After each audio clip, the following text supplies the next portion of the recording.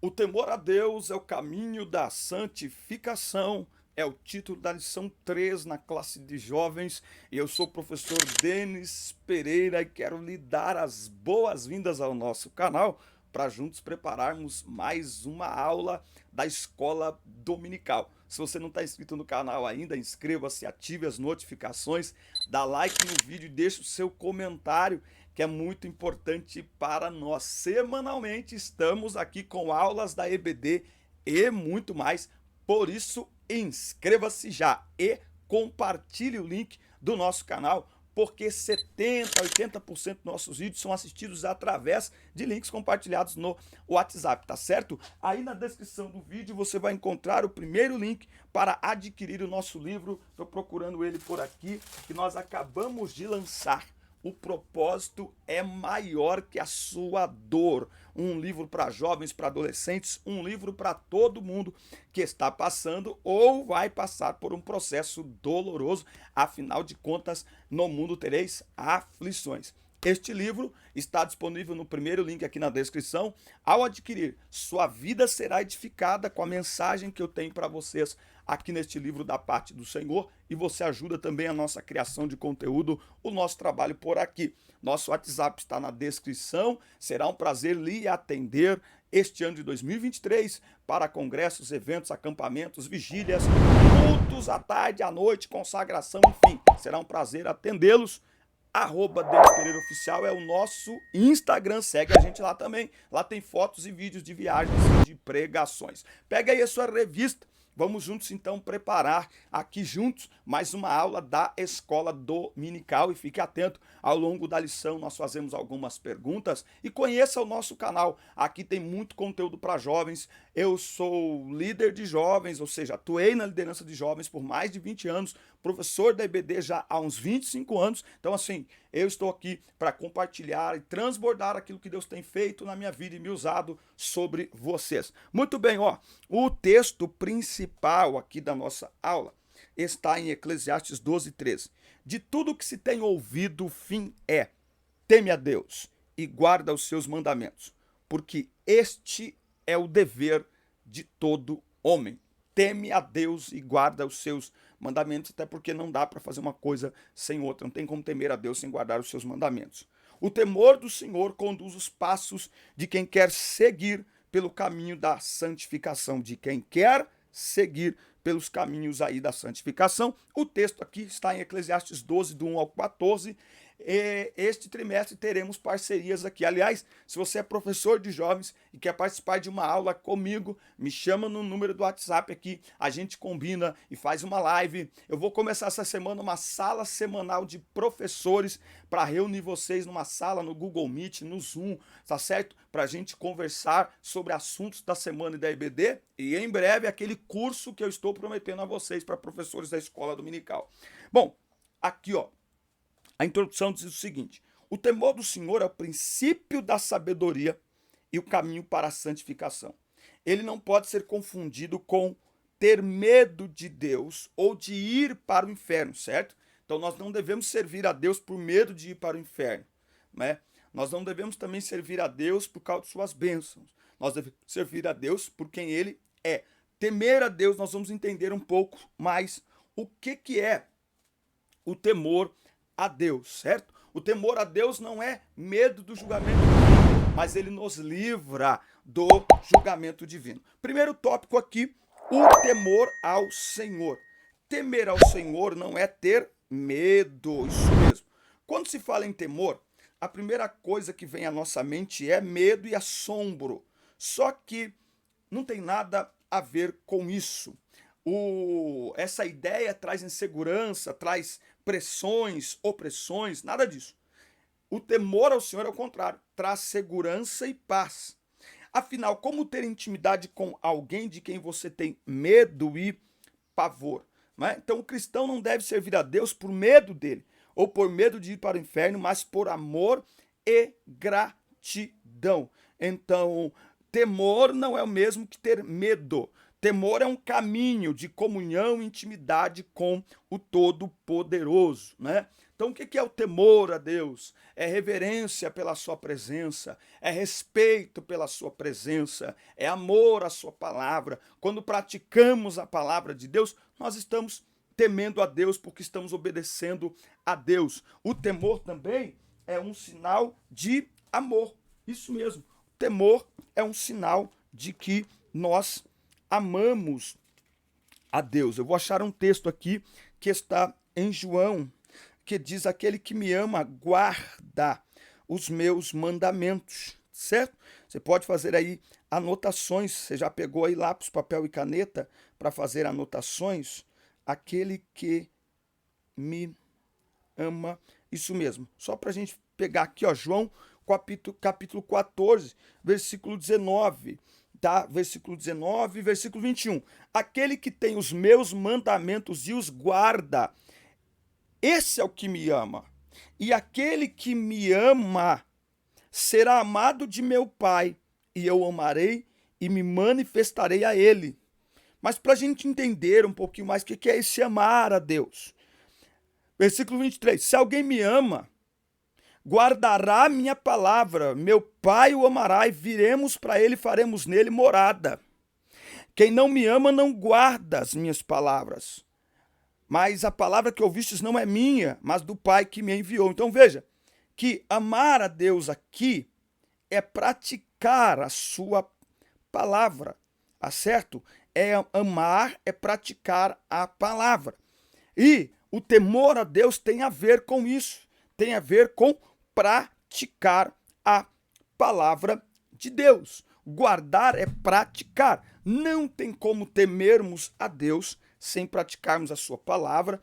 Logo, amor e temor caminham juntos. Quem ama a Deus, teme a Deus. Quem teme a Deus, ama, guarda e pratica a sua palavra, tá certo? Nós estamos aqui com a revista aqui em PDF e às vezes dá um bugzinho aqui, mas vamos lá. O temor define a quem a pessoa serve. Servimos a quem tememos. Quem teme a Deus não tem nada a esconder dele e por isso não quer ficar longe do Senhor. Busca sempre a sua presença e proximidade, até porque não tem como nos escondermos de Deus. Logo, o verdadeiro temor a Deus,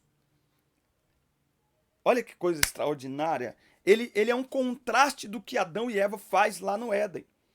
Lembra? Quando eles pecam, eles se escondem. Deus aparece no jardim e fala: Adão, onde estás? O que Adão responde? Eu ouvi a tua voz e me escondi porque tive medo. Olha só, o pecado traz o medo e o medo afasta. O temor aproxima. Por quê? Porque só próximos a Deus evitamos o pecado e quando pecamos, buscamos perdão e somos perdoados. Então, quem teme a Deus, anota aí, anota aí, anota aí, anota aí. Quem teme a Deus, evita o pecado. E quando peca, se aproxima dele para receber o seu perdão. Vamos lá? Anota aí. Tiago, capítulo 4. Quem teme a Deus, evita o pecado. E quando peca, se aproxima mais para ser perdoado. Tiago, capítulo 4, versículo 8. Cheguem perto de Deus, e ele se chegará a vós. Limpem as mãos, pecadores, e vocês que são indecisos, purifiquem o coração. Reconheçam a sua miséria, lamentem e chorem. Que o riso de vocês se transforme em pranto, e que a alegria de vocês se transforme em tristeza. Humilhem-se diante do Senhor, e ele os exaltará. Então, o medo nos afasta de Deus, o temor nos aproxima mesmo quando pecamos. Por quê? Porque precisamos ser perdoados, restaurados. Tá? Muito bem, o temor do Senhor exige intimidade com ele. O salmista afirma que o segredo do Senhor é para os que o temem, e ele lhes fará saber o seu conserto. Muitas pessoas estão enganadas quanto à verdade do evangelho, influenciadas por mensagens que apresenta um Deus que faz barganha com seus fiéis, que não apresenta como Senhor e juiz. Deus é Pai, mas também deve ser conhecido como juiz, não é? Então, assim, é preciso apresentar Jesus às pessoas de maneira completa, como Salvador e como Senhor. O leão da tribo de Judá é leão da tribo de Judá. Ele tem autoridade, a presença dele deve gerar em nós temor, reverência. E uma vez que o seu Espírito habita em nós, seja, que ele habita em nós, na pessoa do Espírito Santo, nós devemos andar em temor. Nós devemos reverenciá-lo, ou seja, reconhecer sua presença em todos os ambientes, em todos os momentos da nossa vida e nos comportarmos sempre estando na sua presença. Então, o Espírito Santo habita em mim. É aquela coisa assim, ó. Lá em João 4, o negócio ficou estreito para nós quando Jesus fala assim, ó: o Pai procura os adoradores que o adorem em espírito e em verdade, porque Deus é espírito.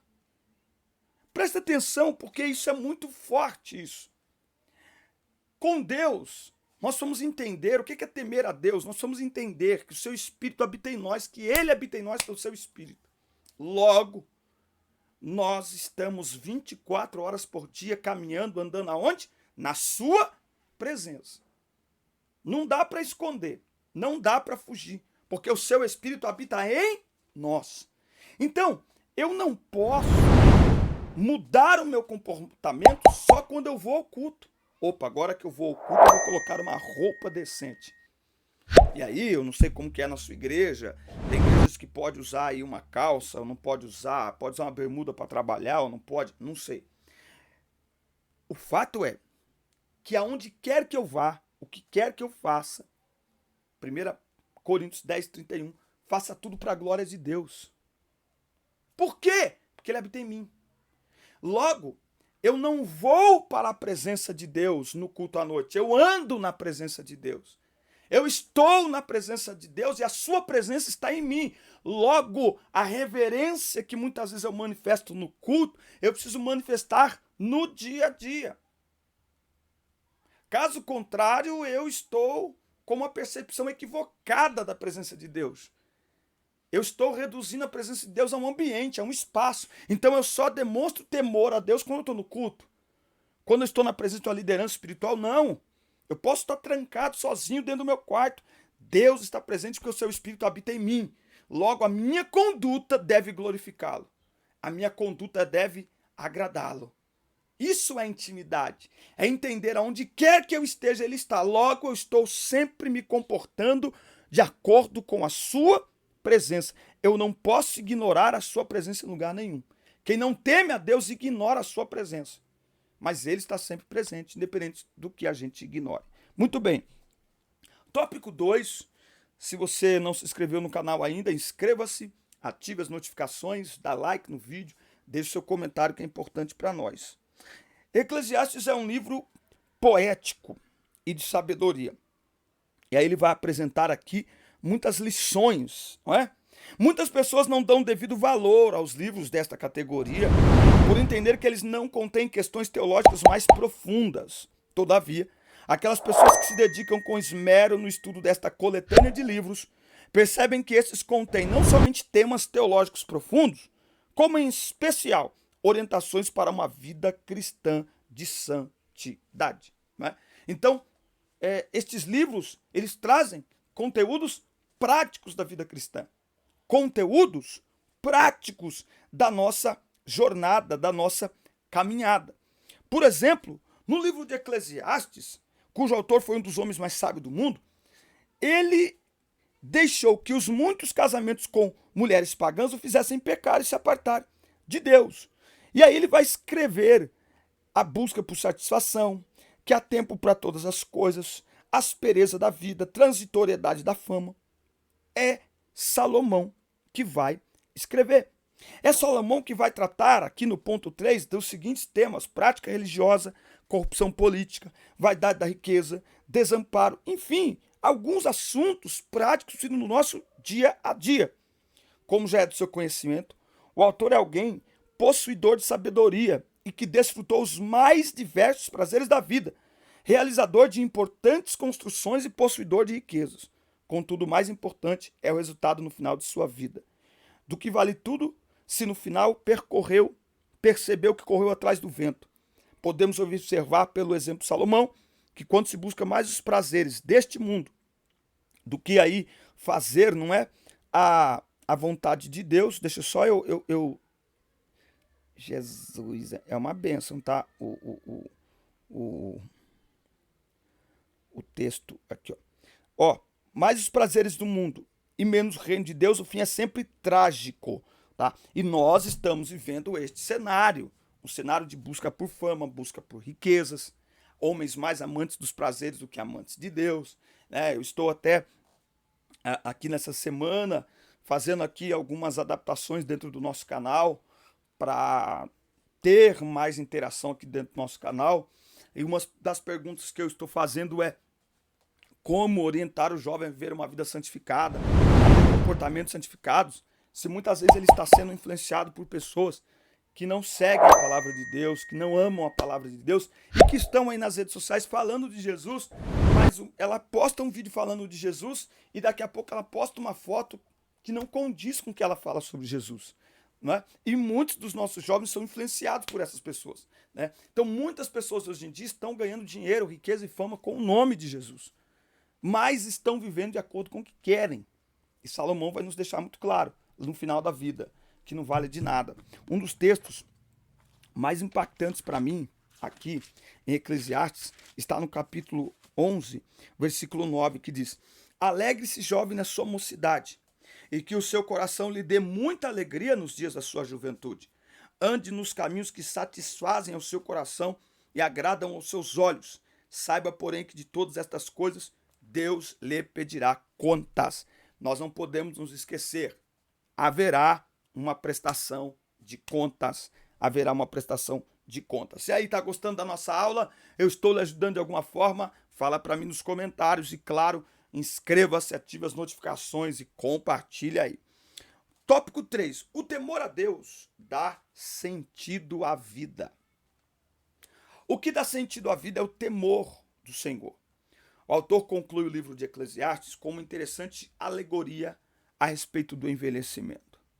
Ele deseja demonstrar o que realmente faz sentido na vida. O envelhecimento dos membros do corpo, como, por exemplo, a perda da visão, a tremedeira, a perda da audição, a perda da mobilidade e o cansado, são retratados por ele em Eclesiastes 12, do 2 ao 5. Ele também ilustra a chegada da morte de forma alegórica. Em seguida, ele se lembra de que o Criador tem o controle de tudo, inclusive do tempo. Então, tudo está nas mãos do Senhor. E sem o temor ao Senhor, a vida não vale a pena ser vivida. De que vale o homem ganhar o mundo todo e perder a sua alma. Salomão lutou, construiu, conquistou.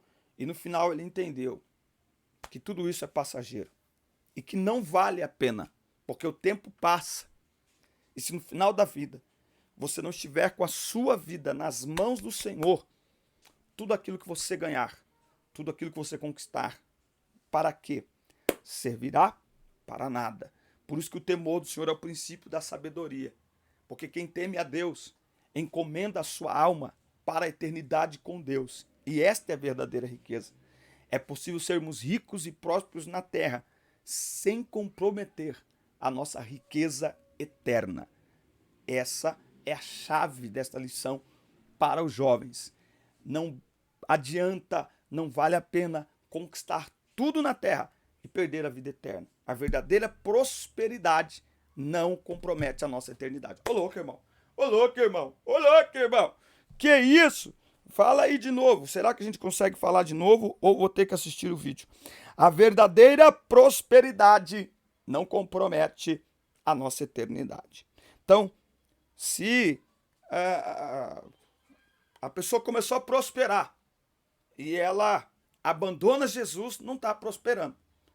A verdadeira, que é isso? Olha aqui, ó, direto no Instagram, @DenisPereiraOficial, segue lá.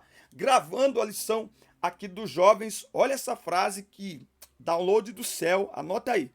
A verdadeira prosperidade não compromete a nossa eternidade. Que isso, irmão? Essa é pra tirar o chapéu. Ó, segue a gente aqui no Instagram, irmão, tá bom? Palavra do céu aqui e tem umas coisas aí chegando aí pra gente fazer e ajudar e enfim, tá bom?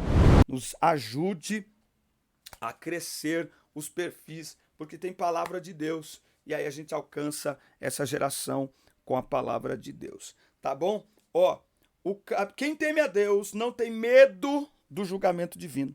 O caminho da santidade produz no crente o desejo de ser diferente. E isso lhe dá segurança em relação à sua fé e fortalece a esperança para a salvação. Deixa eu fazer uma pergunta aqui para vocês.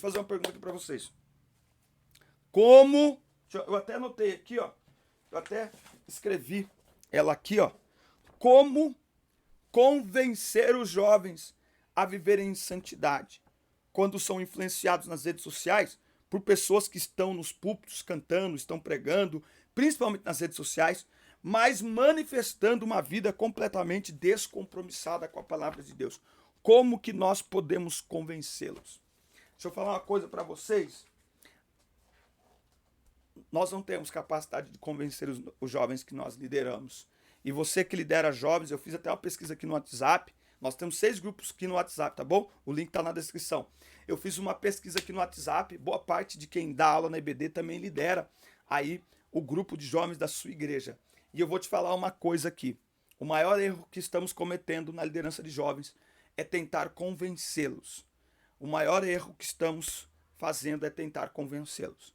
E quando a gente tenta convencê-los e não dá certo, porque não vai dar certo, por quê? Porque essa não é a nossa missão. Nós somos colaboradores do Espírito Santo. Quem convence é o Espírito Santo.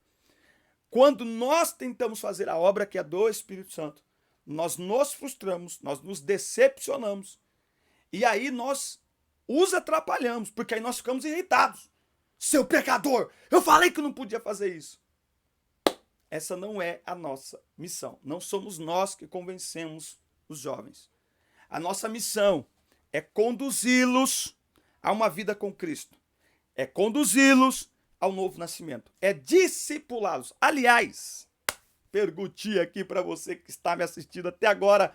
Vamos ver se você está me assistindo até agora. Você vai responder esta pergunta aqui nos comentários. Você que lidera jovens aí na sua igreja, você está discipulando estes jovens? Você tem um programa de discipulado independente do discipulado da escola dominical? O discipulado da escola dominical dura 6 meses. Mas 6 meses não é o suficiente. 6 meses é o básico. Você que lidera os jovens da sua igreja, está discipulando eles. Você tem um projeto de discipulado semanal com os jovens que você lidera? Não! Ó, parabéns, você tá de parabéns. Você tá de parabéns. Meu Deus do céu. Tem que acordar. Não existe liderança sem discipulado. Não existe liderança sem discipulado.